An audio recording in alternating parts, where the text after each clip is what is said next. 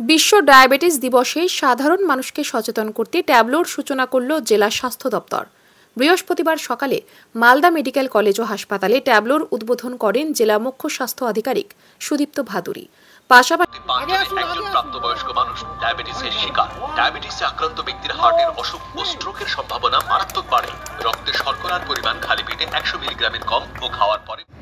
আজকে বিশ্ব ডায়াবেটিস দিবসে অনেকগুলো পরপর ব্যাচে ট্রেনিং ছিল, কিন্তু আগামী দিনে একটা common review mission government of India আসছে।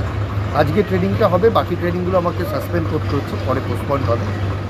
এখন ডায়াবেটিস হচ্ছে আগামী দিনের ভারতবর্ষের অন্যতম একটা আমাদের চিন্তার রোগ হিসেবে কিন্তু দেখা দেবে। হয়তো আমাদের প্রত্যেকের বাড়িতেই দেখবো হয়তো কেউ না কেউ সুগারের রোগী আছে।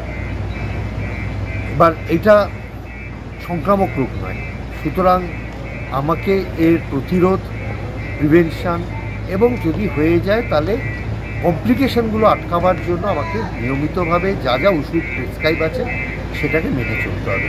এইটারই ট্রেনিং হবে এবং এটাকে জনগণের মাঝখানে এটাকে প্রচারটা আনার জন্যই আজকের দিনটা পালন করা হচ্ছে।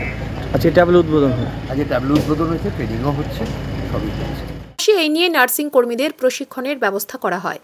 সুদীপ্ত ভাদুরী জানান, বিশ্ব ডায়াবেটিস দিবসে সাধারণ মানুষকে সচেতন করতে স্বাস্থ্য দফতরের তরফে ট্যাবলোর সূচনা করা হলো। এই ট্যাবলো শহর জুড়ে প্রচার চালাবে।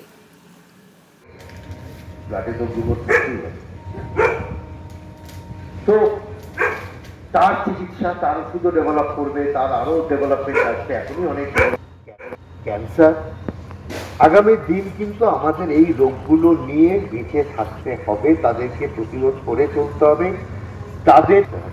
এটা বাস্তব, এর থেকে পালাবার। ব্যুরো রিপোর্ট, সংবাদ বাংলা টিভি।